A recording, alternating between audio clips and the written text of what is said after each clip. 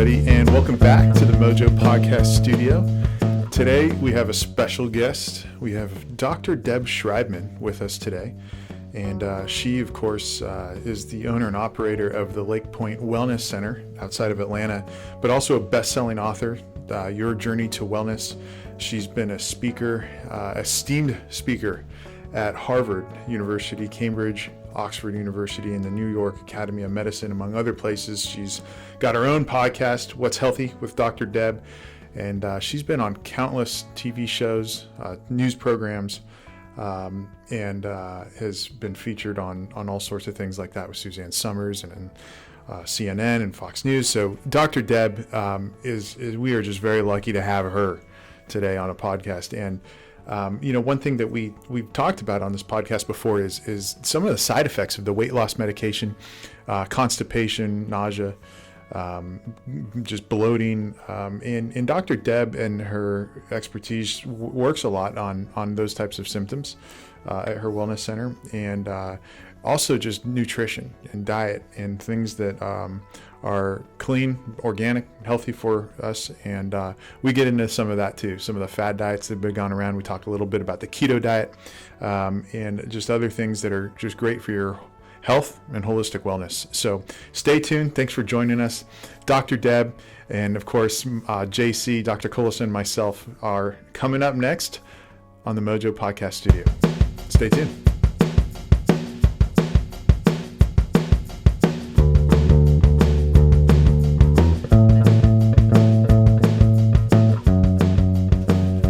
Today on the Mojo Podcast Studio with Dr. Deb Schreibman. You got it. And of course with JC here. And Dr. Deb, as she goes by, runs the wellness clinic up at Lake Point. Yep. Do you want to talk a little bit about what you do up there? Yeah, for sure. So I have been in practice for 20 years. I started out as an occupational therapy assistant, and I became a neuromuscular therapist and a massage therapist. And then I thought, why not go back to school? Because apparently I love school. And I went and became a chiropractor and then a certified functional medicine practitioner. And so that is really my passion, is to be able to help people when they can't help themselves, when they get really frustrated with their conventional medical world, their conventional medical doctors who seem to not really be able to spend any time with them anymore, yet they live in their bodies and they know something is wrong and they just can't figure out what it is, and their doctors are just like, oh, come back in 3 weeks, here's a script, instead of saying, hey, let's figure out what the underlying issue is and take care of that. So that's what I do every day. So holistic medicine, what is that? For someone that doesn't know what that is. So holistic medicine is just a different approach from conventional medicine. Conventional medicine is typically a pill for an ill model, or let's just cover up a symptom with a drug because that's what they go to school for. That's what they know and that's what they understand. Mm-hmm. The holistic approach to healthcare and the functional approach really looks at a person's function. We look at the true underlying cause of the problem. So for example, I think we're going to probably talk a lot about weight loss, but what's causing somebody to gain weight? So when someone comes into my office and they say, Dr. Deb, no matter what I do, I can't lose weight, I say, well, let's figure out why that is. Do you have a thyroid issue? Do you have a blood sugar issue? Do you have an adrenal issue? What's causing the problem? And we address that so that then we can figure out what we can do to get that weight off. Now, oftentimes there's also the lifestyle component to that, and so they need a little bit of extra help there, and we educate them. We give them sometimes that fairy dust so that they can get that weight off fast. In fact, I had a patient today who was she flat out said to me, you know what, Dr. Deb, I want to know what's wrong with me, but I will not feel good about myself until I lose 50 pounds. And then once I get that 50 pounds off me, then we can talk about the true underlying cause of the problem and what's going on. But I want to lose weight first. Well, I know that, JC, we hear that all the time. People come in here for weight loss. Probably 80% of our patients are weight loss. But what do you tell them? Yeah, well, there's all kind of things we can optimize, is what Mojo is. It just make all the awesome stuff even more awesome, which you don't do in traditional medicine. You don't focus on those things. So they'll want to get their hair to grow back. They'll want to get their hormones right. They want to get their sex life better, but they all want to start with getting the weight off so they have their overall confidence better. They're not as achy, not as much inflammation, right? Getting themselves overall feeling better, and then they start nitpicking all the little other things that we have here, just to go along with the package. Right, but it's the weight loss, and you're always talking about the heart health. And that how many people in America, or what's the percentage that die of heart disease? Yeah, it's still the biggest killer. I mean, you can nickel and dime all these things and press this, but still it's cardiovascular. If you add up all the cardiovascular conditions, you look on there, the leading cause of death, right. Men and women, is still that. Yep. So we mainly focus on, the weight loss always comes to the front, but the big thing we do is, when we talk about overall health, is we start from the top and go down, and really it's just metabolic syndrome and insulin resistance and obesity, and going through lifestyle changes to have them reverse that, because I think everybody in America is insulin resistant until they actually focus on and do something about it. Mm-hmm. So, Dr. Deb, there's a lot of people, I think, in America that are kind of worn out by big pharma, corporate medical, just big insurance companies on all this. Yeah. So, does holistic health care kind of compete against that, or help those people that are kind of non-believers now in the American medical system, or is it just really a whole different way of treating the human being? I think that really one of the silver linings in COVID was that people started to realize that if their overall health wasn't good, then they were going to have more severe symptoms and poor outcomes from viruses. And I don't just think it's COVID. It could be any virus or anything that impacts them. And so I think that people are really getting smart to this and really getting hip to this. So doctors like JC and I are the ones that are starting to say, hey, you know what, there's a different way that you can do it. But we are really blessed to be in a country that we have such incredible surgeons. I think that we're really good at the critical care stuff in this country, right? So if I have a heart attack, if I have a stroke, or if I'm bleeding out from some car accident, I am not going to go ask for a chiropractic adjustment. I'm not going to go ask for, a supplement. I'm going to go in and say, hey, give me some morphine and suture me up. Or, can you please take care of this heart attack and stroke, because I don't want to have the deficits that go along with that and I want to live. However, most of what I think we see is the chronic degenerative stuff, the joint pain, the headaches, the sleep issues, the weight gain, the decrease in sex drive, the moodiness, all of the different things that people see, and they don't know what's causing it for them. So we know that it's inflammatory based. We know that it's hormone imbalance. We know that it's lifestyle, but they can't verbalize that to us. Mm-hmm. They can just come to us and say, oh, I can't sleep. I have no energy. I can't get the weight off of me. And we know this. And so we have to look at, okay, let's handle their objections and their issues up front, and in the background we're going to educate them better and teach them more on what they can do for the long haul so that they can be healthy longer. So jumping into the weight loss, Dr. Collison, any patient that comes in to see you about weight loss, you say is insulin resistant, and you talk about the American diet. So recap, what is your point there? And I want to ask Dr. Deb what she would say to that patient, but you go first. Well, just the way media is and everybody's so informed now, they come in knowing what they want.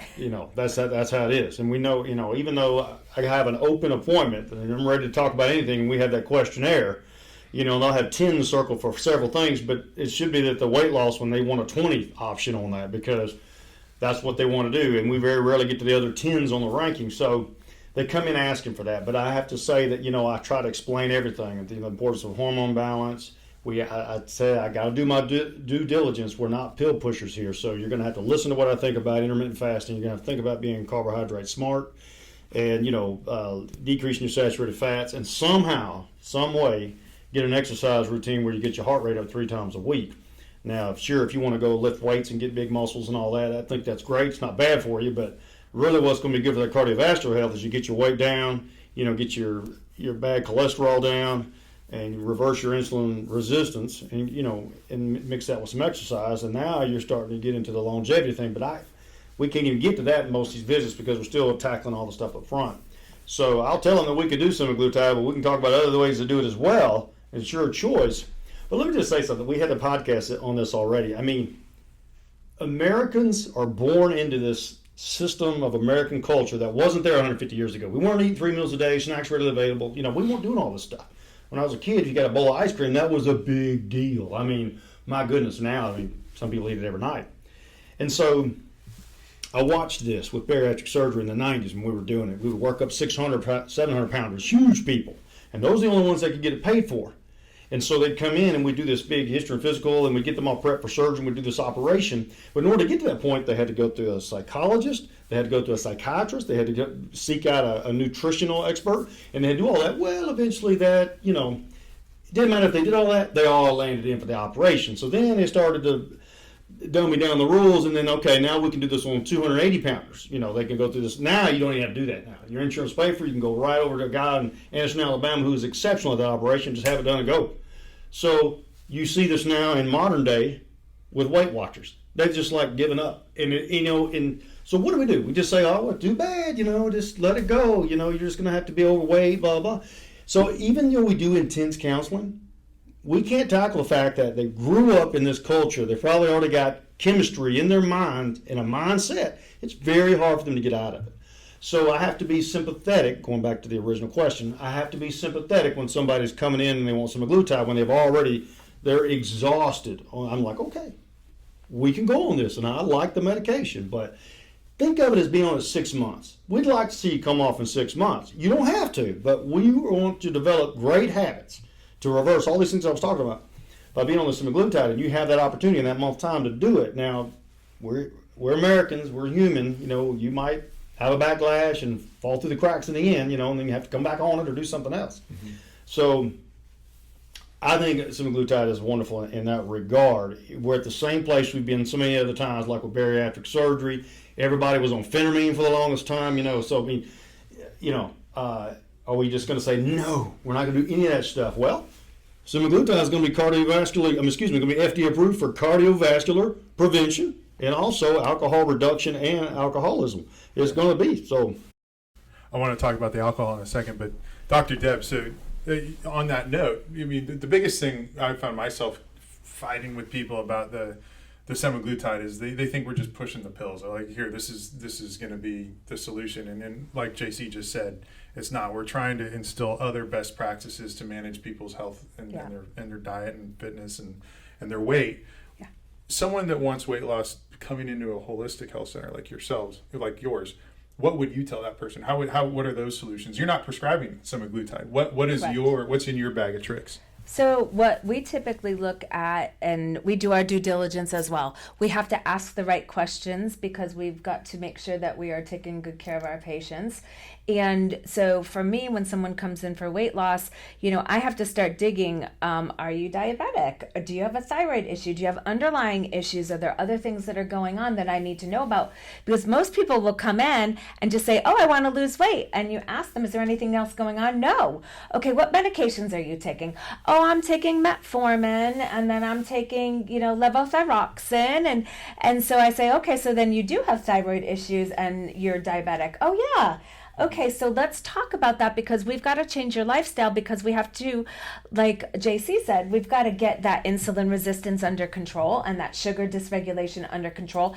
And we have to look at your gut. Because what we know in the holistic world is brain 1, brain 2. We've got to make sure this brain-gut axis is working right. And we've got to make sure your gut is working right. Because if you have leaky gut, meaning these tight junctions are open and gluten, for example, is going back and forth, in and out, and you have a gluten sensitivity or a food sensitivity, a dairy is another big one, or you're eating a lot of sugar and it's floating in and out, it's going to cause you to gain weight. It's going to cause you to be puffy. It's going to cause all kinds of other issues on top of your other weight issues. And so then we look at that and we say, okay, well, let's figure out, what else we can do. We'll get the weight off of you. I have a holistic weight loss program. I've also done and still do with a lot of my patients holistic HCG, and it's all homeopathic, and we give them minerals and fat burners and things like that for them so that and give them the foods to eat, and this is how to do it. And if you need us to teach you how to cook better, we'll do that and give different options so that you're focusing on nutrition as well. Yes, and gut. Foods and gut. Mm-hmm. So what go more into a leaky gut. I really haven't heard that before. What's the science, I guess, behind a leaky gut? Because So- you have your stomach and then you have your small and large intestine, right? Yeah, And then, so so there's where a is it leaking? So there's a couple of different things that you want to look at. You want to look at SIBO, which is small intestinal bacterial overgrowth. And what happens with that is you have bacteria that live in the large intestine and bacteria that live in the colon and bacteria that live in the small intestine, and they're supposed to be there. But what happens is these leaky junctions open up and these tight junctions open up and the things leak in and out. And the bacteria from the large intestine and from the colon get into the small intestine and live there. And they love it there. They set up shop. They invite their friends, their family. It's a vacation. And they take over the good bacteria. So then we get things like constipation. Bloating is a huge one. And what feeds these bad bacteria? Sugar, carbohydrates. So people don't realize that pasta, that bread, that wheats, that all of these different things actually turn to sugar in the body, and then the bacteria feed off of it. And then what happens is these tight junctions open, and these tight junctions allow the bacteria and the items that are in the large intestine, small intestine, in that intestinal tract to go into the bloodstream and vice versa.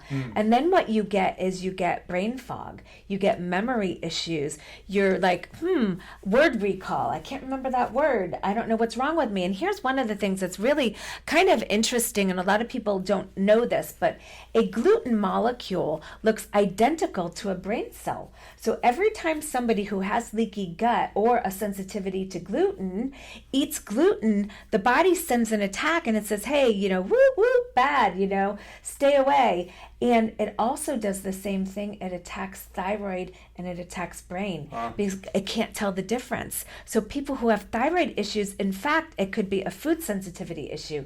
People who have memory issues, brain fog issues, fatigue issues, in fact, it could be a gluten sensitivity or a food sensitivity, but they don't know that because it wasn't connected for them. Yeah. So we worry about the things that are leaking into the bloodstream, things that are then impacting brain and thyroid because of gut. Intermittent fasting.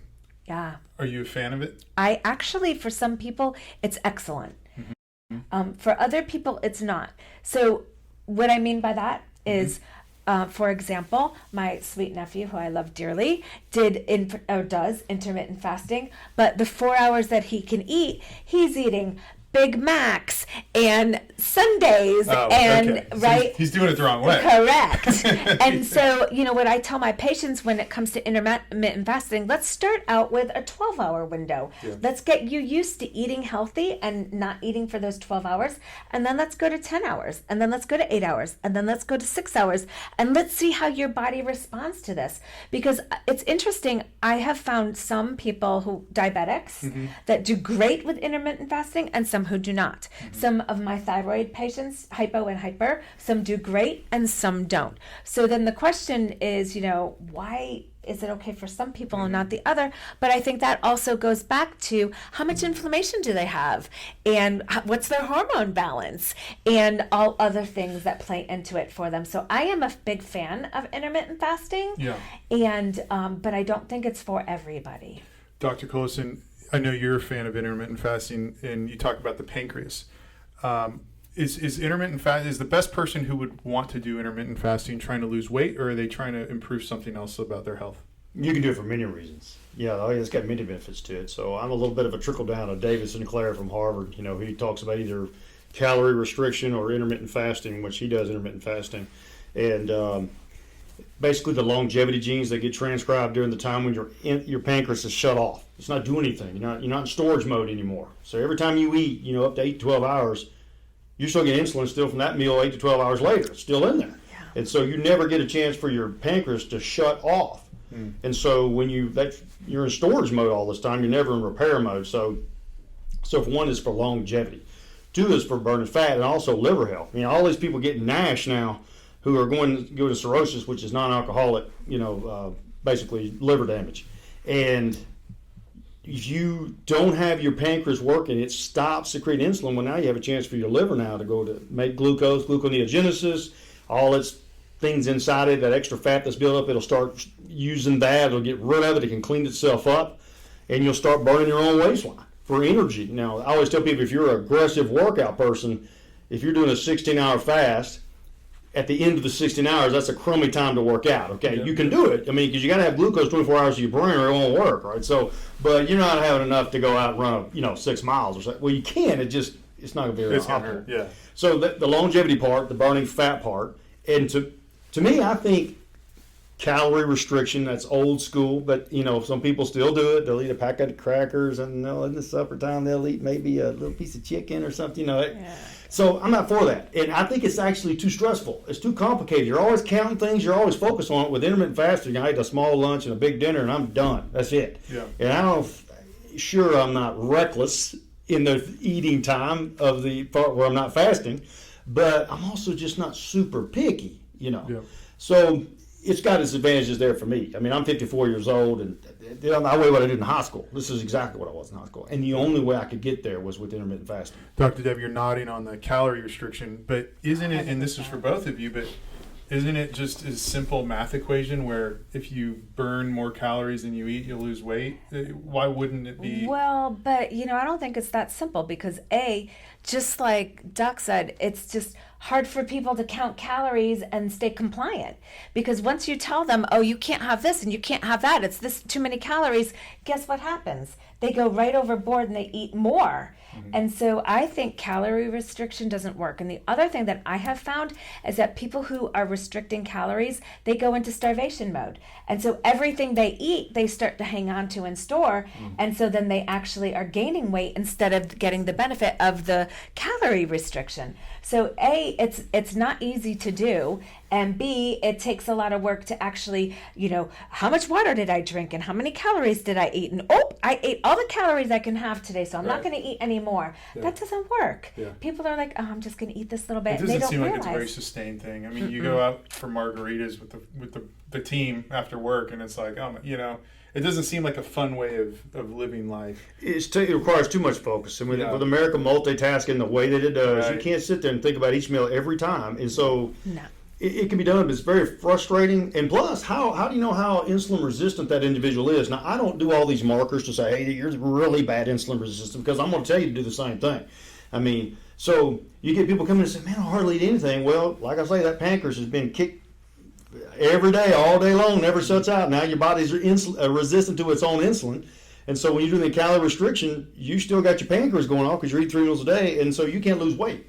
Yeah. So everybody's at a different level of that, and I'm not smart enough. Well, I could do all that, but I don't want to focus all my energy on drawing tons of labs and say, hey, you're one of the worst insulin resistance I've seen. Well, even if you're a little insulin resistant, I'm going to give you the same type of recommendation. What about the keto diet? Doesn't that solve everything? It's the same thing. They go crazy. They're like, oh, I'm going to eat 1,000 pounds of cheese and I'm going to eat tons of meat. And you know what else I think is actually really important is the quality of the food that the United States citizens are eating right now.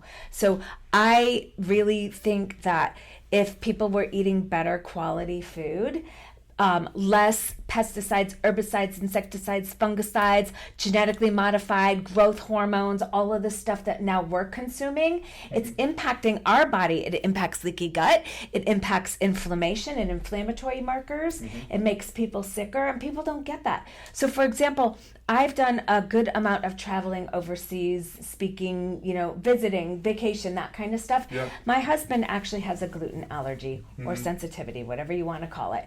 But when we go to Europe, he can eat gluten, no problem. Oh, really? Yes. He has no problem at all because it is not genetically modified. Because of how they're making the food. Yes. And so one of the things I believe in is that when we were kids, I'm 54 years old as well. And so when we were kids, the food that we ate, it was organic. They didn't do what they do today to the foods. So some of the foods that he and I eat, our bodies are like, well, I don't eat it, but, what is this food? Is it even food? That's why we're seeing a lot of adults have allergies and allergic reactions to foods that they've eaten their whole life, because now it's so genetically modified, or there's so many heavier pesticides, herbicides, insecticides, fungicides, growth hormone, that kind of stuff in the food, that the body goes, oh, wait a minute, this is not milk that I had when I was a kid. This is not shellfish. that I had when I had a kid as a kid. So I'm going to launch an attack on it, and then there's going to be a reaction, and then it's going to cause more inflammation, and then it's going to cause weight gain and puffiness. So you're talking, because I'm an American, I need everything branded. So you're talking about the paleo diet. That would be the non-processed foods, right? That you would be an advocate for? Paleo is part of it, and some people do really well with it. Keto, if it's done right, meaning they're eating healthier proteins and healthier cheese and that kind of stuff, I think people can do okay with that too. However, I also think that that kind of a diet is not sustainable either, because the second you stop eating that food and you go and eat an ice cream sundae because you can't take it anymore, or you're celebrating somebody's birthday and you drink a glass of wine, it throws them right off, and then it takes them days to get back into ketosis and burning of that fat for them. So what might the long-term effects on the gut be from a keto diet, or a diet that's very high in protein and animal fats and very low in that carbohydrates? can be more damaging for kidney function. Okay. And then, of course, if your kidneys aren't working, then you have cardiovascular issues, right? Because we need those kidneys to filter everything out. And we see that, I think, a lot with diabetics mostly. And, there's obviously others as well. But, yeah, so I see a lot of some people who are very successful, but they're the ones who do it the right way. Yep. And they are like, okay, I know I'm going to have one cheat day, and I know it's going to take 3 days to get me back into ketosis, and I'm going to pee on the strips or whatever, and get back into ketosis. But a lot of them, they just fall off the wagon. They eat one sweet, and then it's a day of sweet, and then, I had a whole day of it, so I'm going to just have another week of it, and then they're off the wagon. So and then, I would say cheating with calorie restriction is not as bad as cheating with keto, because you're getting yourself in ketosis, and then all of a sudden you decide to eat a slice of pizza, which has got your carbs and your saturated fats, and now you've just messed everything up. Yep. And so it's too narrow. It's only meant for the short term. You can't do it long. It's too limited. I mean, Yeah.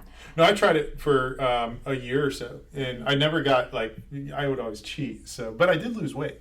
I dropped, that initial 10 pounds was very easy, but then it was very hard to get. Guys were looking for an excuse to do dirty keto. I mean, that was exactly. They put cream on a steak and Bud Lights. I was like, wait, 4 carbs in a Bud Light or a Coors Light, and then I could have 8 of these. It'll be and all right. bacon and chicken wings for lunch. Yes. Oh my gosh. One of the things I'm noticing, and I don't know if you've seen this yet because we haven't discussed this one, is that this water diet. Have you heard of this? That they're doing, okay, so I've had several patients come up to me and say, my husband wanted to do this water diet, and he started with 24 hours, and the only thing he did was drink water.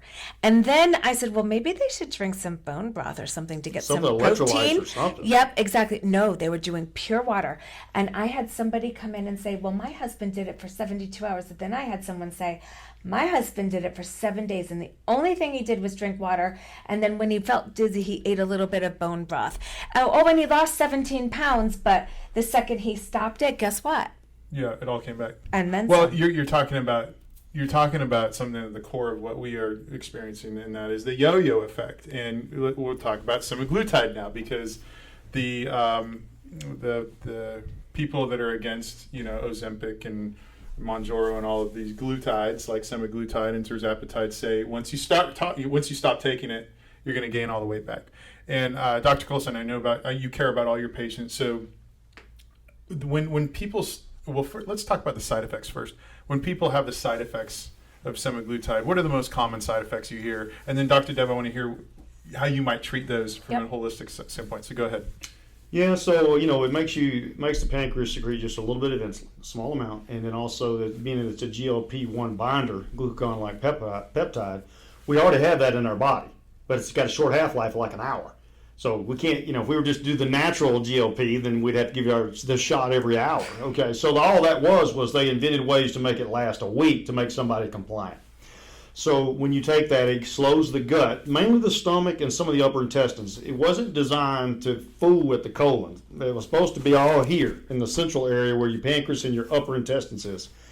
And the side effects, the most common side effects are really the medicine doing what it's supposed to do, where the nausea and the bloating, because it slowed all that down, and it makes you feel like you've already eaten. So some people are like, man, I'm starving. They eat about 3 bites and like, I think I'm done. And why was that? It wasn't because they already had food there. It wasn't because it did anything to their central nervous system. It's just truly the central area in the upper gut it just made you feel like you've already eaten, and it cuts down on cravings. Now, some people get headaches. Now, there are receptors in the brain and the heart for GLP, and so in the brain, even though there's not really any side effects on the brain, you had we were having that little tongue-in-cheek conversation prior to this, but we don't know what that's going to do. The same as the heart. There's receptors there, but there's no cardiac side effects. In fact, they're getting ready to prove it for, cardiovascular prevention. Right. So anyway, the majority of the side effects are really the medicine doing its job, and you have to titrate up the dose, and everybody needs a different dose. You got to start from square one. All of it was designed for compliance too. Like, you can't have a medicine that you got to give every 5 days, and then you do it every 2 weeks. And okay, so they did it once a week. People can remember that, and you titrate it up slowly. And so everybody needs titration probably different, but for simplicity, they had a month of this, then a month of this dose, and then a month of this dose, and you land in there depending on your results. So you can't just automatically start taking the 2.4 milligram dose, which is how I got FDA approved for weight loss. You would be throwing up. You wouldn't be able to eat for 2 weeks if you did that. So you got to slowly get your gut used to it. But the digestion, the bloating, the constipation are the side effects that we probably hear most common from patients. So nausea. And the nausea. What are the things that could help the patient that's experiencing that? Because if a patient truly is having success in weight loss, and people have tried for decades in some of their personal journeys to lose weight, and semaglutide's finally working for them, and they have a goal that they haven't reached yet, but they're having these side effects, what are some things that you could do to help with that? So typically what I will do is take a little bit deeper dive look at what's going on in that gut for them and try to get that motility going, even though I know the drug is supposed to be there to make them not hungry so that they're not going for the foods that are unhealthy for them, for those things that are causing them the cravings.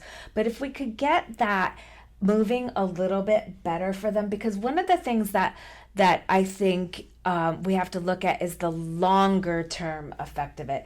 For the people who have stopped taking it but are still constipated, people have stopped taking the medication but they're still nauseous. Those are the things that frustrate me personally with those medications, because we have to, I think, address it earlier on for them. So there are things like aloe, which helps with healing. There's things like chlorophyll.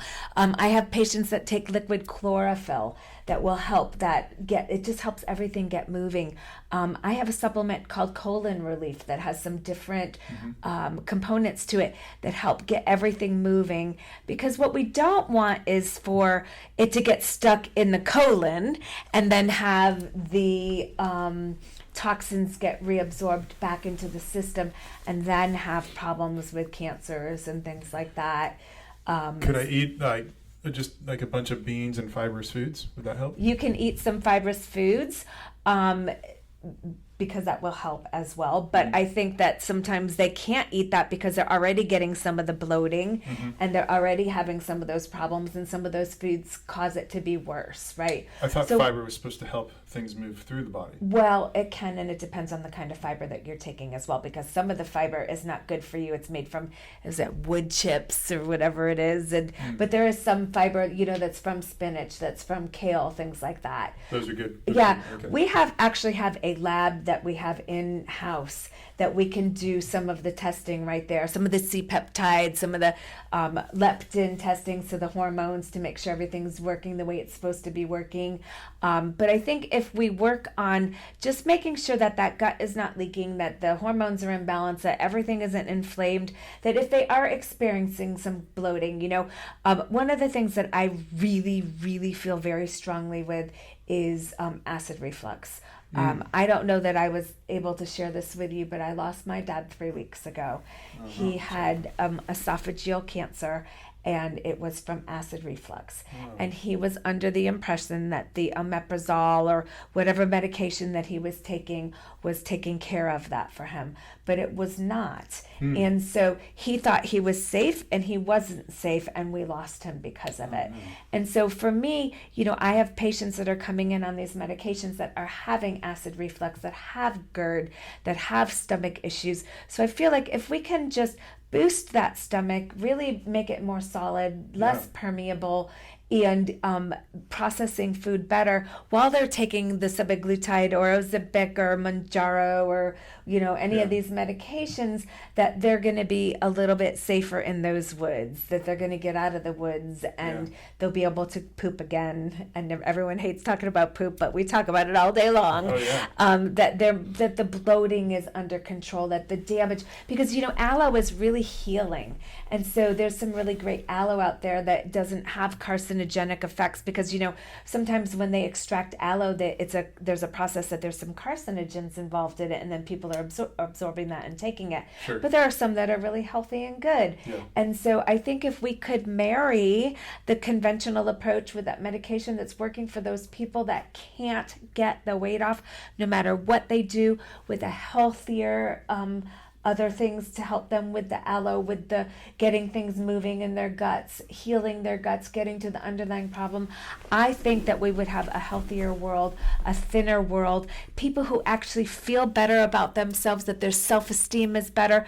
Because like my patient that I had this morning, all she wanted to do was lose weight because she felt bad about herself, because the husband made her feel not good, that she wasn't worthy. And we don't want people to walk around like that. That's horrible. Well, she might need a new husband, but we talked about that too. But that's not. we talk about it just for a second. When a stool is in our bodies too long, or what's going on there? What are some of the things that can be bad about having too much poop in us? Well, what happens is that we reabsorb the toxins, because poop is toxins, right? So when we're going through that cycle of chomp, chomp, chomp, eating good food, digestive enzymes, breaks it down, gets to the stomach, have really good betaine HCl in there, the body breaks it down, absorbs the nutrition and the nutrients that we need, and we poop out the toxins. So when the poop gets stuck in there, then the toxins get stuck in there and it gets reabsorbed. And so that's what we don't want to happen. And so I feel like if we could come up with a really good way of making them not feel hungry and yet not absorbing those bad toxins, then we have come up with a really good, healthy approach for people to get the weight off, feel good about themselves, have good sex drive, have no more bloating, and have just a really good, healthy community, and have doctors that are loving on their patients, which I think we both do, and we take the time because we care about our patients and we want them to be healthy and strong and feeling good and feel good, not just physically but mentally and emotionally. Absolutely. And there's a huge component to that when we're talking about weight. Because I know when from a chiropractic standpoint, when I tell somebody, oh, you need to lose weight, I have to preface it with, I don't think you need to lose weight because you necessarily need to lose weight, because I have done plenty of labs on people that their labs are good, yet they are obese, but because it impacts their joints and it impacts their low back and their ability then to do what he's working on with them, is getting the weight off so they can exercise and be healthy. And, when the weight's on them, they can't do that. They get stuck. Anything you want to add on to that? I do, and I have some questions for Dr. Deb in a minute too. But along with the constipation thing, as you know, I'm a big fan of beans. I actually lecture all my patients on the beans, looking at the label, and they don't have saturated fat. They have a good bit of fiber, not tons of it, and they have a little bit of protein, and they'll have certain ones have a low net carb. Not that carbs are bad. I was just saying, just being smart with your carbs is I'll make a difference in there. So, there are beans. I eat very little meat, and I eat lots of beans, and I eat a lot of spinach too. I put my lunch in my hand. It's got I had it today. It had, spinach, as you said. Sometimes I use kale instead, or arugula, and I usually have a little bit of beans in there, and I'll throw some pico in there, and I meal prep every Sunday afternoon. I got my whole week. So anyway, there's a lot of fiber in there. There's not a lot of meat. And then for dinner, I'm always eating some sort of beans and something. And so I find that beans are a great thing to have in people's diets, because it doesn't have any saturated fat, which is, we haven't talked about that. That could be for another podcast. But we need less saturated fat, and we need fiber, and we don't need so much sugar. And beans really fit the bill on a lot of that. So before I ever start writing the weight loss drug, we have a lot of telemedicine business, by the way. We have actually quite a few patients in Colorado now, and I have laminated sheets that I hold up to the video. Yeah. You see this? Can you read this? You see this? It's a big deal. People don't understand these things. And so, that right there will help them with their constipation. if they're eating, because a lot of people aren't eating stuff like that. No, they are not. And you're talking about canned refried beans, right? When No. you talk about beans. Refried Not beans. talking about canned. Refried beans have a lot of carbs. And they're also very gassy. Yeah, Yes, you'll they be are. by yourself. That's the problem with refried beans is that you won't There's have going to any be friends. nobody in your office. You can be smart with beans. They go a long way. You can. And I do see, what I see with beans with patients is that if their gut isn't right, that it gives them the gas, the issues. And I think some of that goes to the quality of the bean and the type of bean that they're eating as well. I'm a meat eater, and but I only eat grass-fed, grass-finished beef. I actually only eat dairy that's from A2 cows, raw dairy, not fit for human consumption. I eat eggs that only come from a farm. And I know that they're out there happy playing with the grandchildren of the people that own the farm and eating the bugs and the things that they're supposed to. And so that goes back to the quality of the foods that people are exposed to. We know in most restaurants, you can't get that kind of food. So I always tell patients, if you're healthy 80% of the time, the other 20% of the time, typically our bodies can handle that. And I also tell people, that 20% of the time, don't think of it that you failed. And, is failure bad anyway? Think of it as, well, if I did fail, then I can use that as a learning experience. What did I do wrong? How did my body feel about that? And what can I do to make changes with it? Yeah. I do eat a lot of fish. I make sure that my fish is fresh caught or wild caught, not from a farm, because I know my fish doesn't eat corn, because I know that there's not corn in the ocean that they're eating. So I try to make sure that the food that we consume is the food that was, God-given, meant to be eaten the way it was put on our planet. And I am certainly not necessarily against beans either. However, I feel like they have to be the right kind of beans and the canned refried beans we know, and the refried beans at our favorite Mexican restaurants are not always the best that's not the beans. answer. Yeah. I wanted to, before we wrap up here. I still got my two questions. Oh, yeah, please. Yeah. So this is along those lines. So, when I'm talking about people in their diet and I start talking about the exercise programs that they have, people are making a big deal about eating more protein now. They're eating either animal protein or something. They want to get lots of protein. So what's your explanation of why people need to eat lots of protein? Why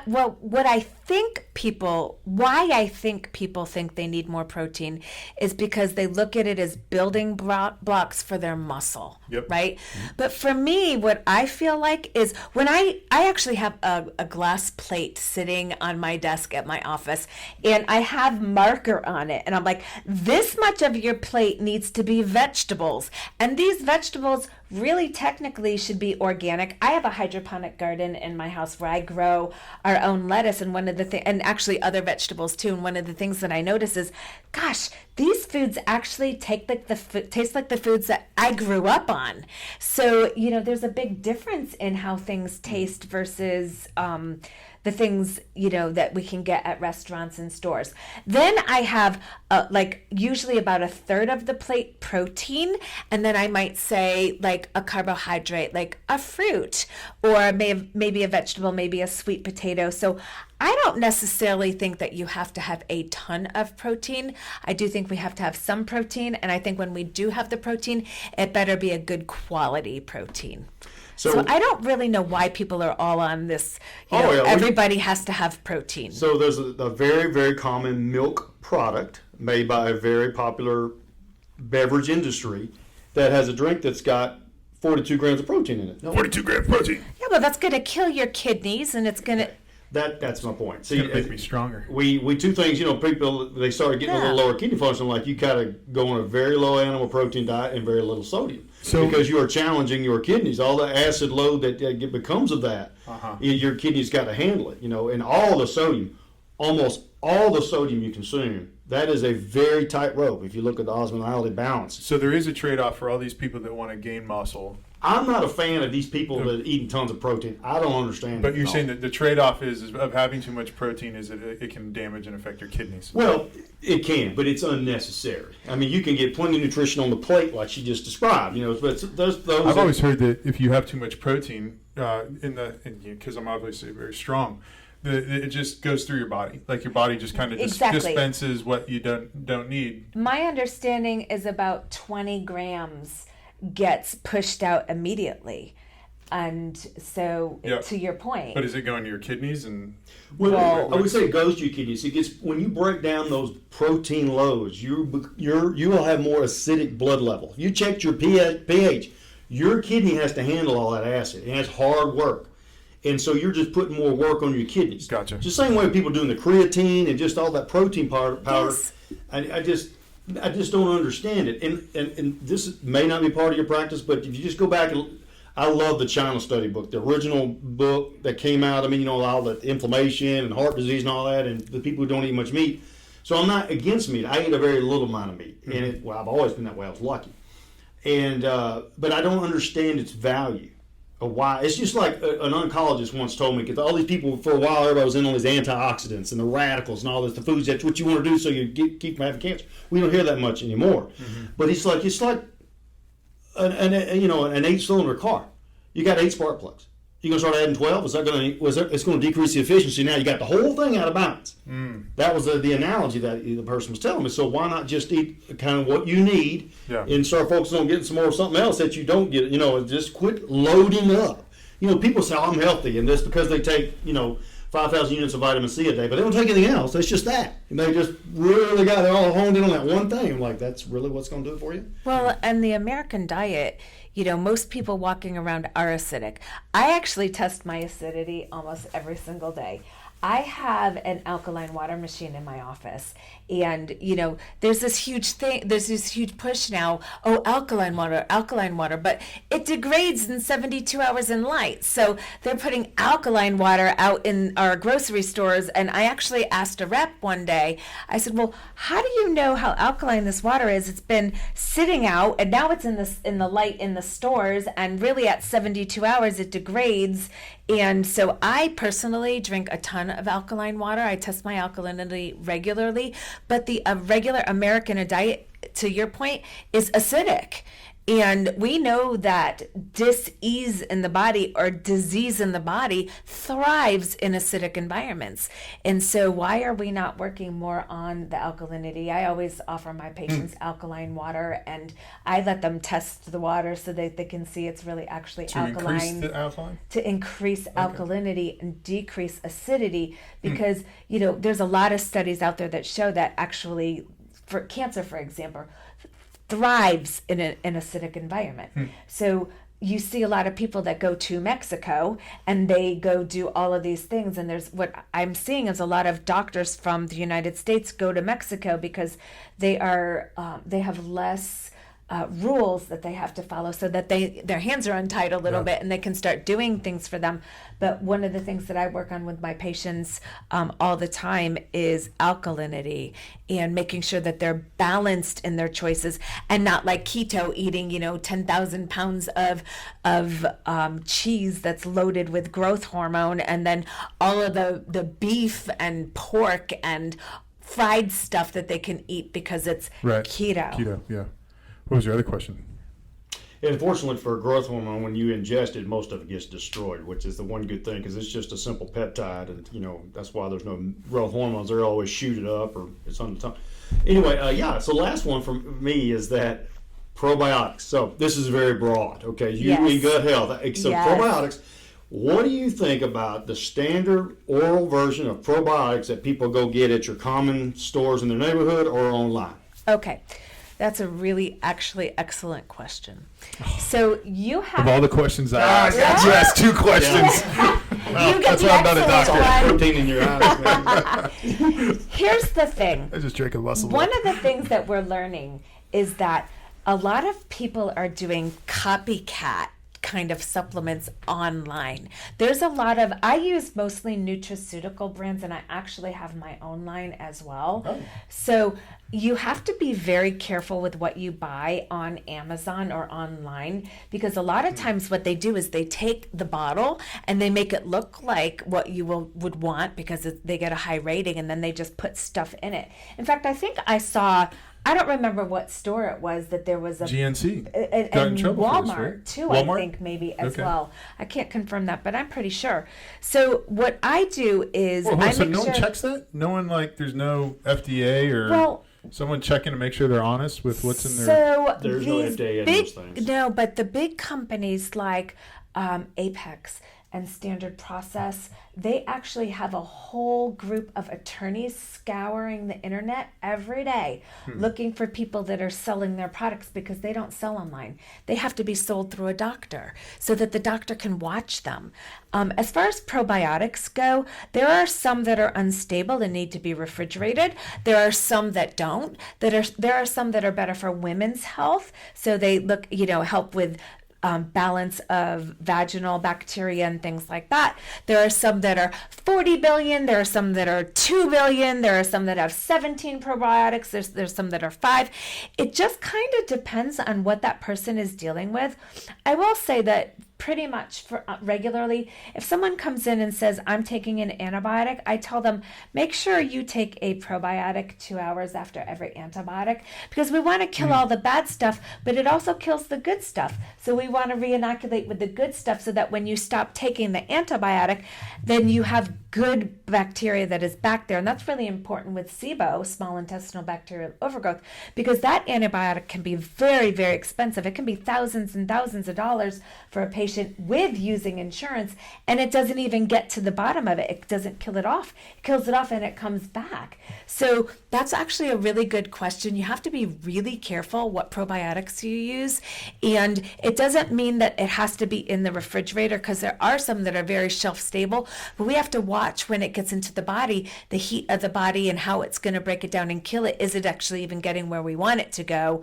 And so, we do that with making sure that the gut is not leaky, and that the bacteria that's bad, that we're trying to kill that off. And we do that with the detoxification program with my patients, and just making sure that they're actually using good quality products as opposed to just what we can pull off at the store.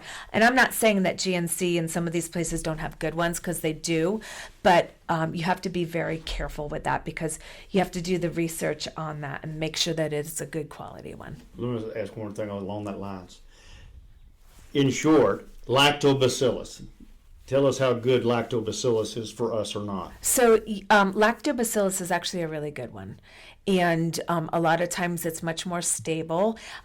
We typically used to be able to get a lot of this stuff from our food, and we're not allowed, we can't anymore, just because of it's being grown and regrown in our soil. It's not in there anymore. Also, I think people are too sterile. They're just washing their hands all their time. They're using hand sanitizer. I mean, when we were kids, we would go outside and, we were lucky we made it to dinner, because, someone's mom would scream. Otherwise, we were out climbing trees and digging holes and burning the forest down, baking potatoes, which is what my brother and I did by accident with our neighbors. And but we were out in the dirt and we were getting that stuff, so our body was getting it, and today we're not. So lactobacillus is actually a really good one for a lot of different things. And then there are some other ones that we need on top of it. And I know that for me, and I am absolutely sure for you, that you recommend as good quality nutraceuticals that you can. And for those of you out there that don't know what a nutraceutical is, it's really just a pharmaceutical grade supplement, so that you're getting a good quality, you know what you're getting in, and then your body can actually use it and absorb it. Awesome. I think that's a lot for today. Did you have anything else that you wanted to share before we wrapped up here today? I don't think so. Yeah. I just, I want people to be healthy. I want them to feel good about themselves. I'm excited to have a doctor that actually cares about that, because most of the people that come in, their doctors don't talk to them about anything, but JC is talking to them about all of the stuff that doctors don't often do. And I think that sets him apart from other doctors. And I think, he and I working together and really being able to help our patients, I think is going to make a big difference and really set us apart, because we don't need, and I'm speaking for you, and I'm hoping you'll agree. I'm speaking for you, is, I feel like we need to set ourselves apart from other doctors. We don't need to be similar to all those doctors. We need to be able to be those doctors that patients will come to and say, I know that you're different. I know you do it different. And I know you have my best interest at heart. And I know that when I go to my regular doctor, I love them. I like them. They've helped me, but they haven't necessarily been able to give me the time that I need because my hands are tied, where he and I can really sit down and dig deep and give them what they need. Hands are tied by those insurance companies. Yeah, well, we are untying those insurance. Well, thank you for being here, Dr. Deb. It's been awesome to have you here. I learned a lot. Thanks for coming. JC, thanks as always for being here. My pleasure. And thanks everyone for tuning in. We'll see you on the next Mojo Podcast Studio. Appreciate it.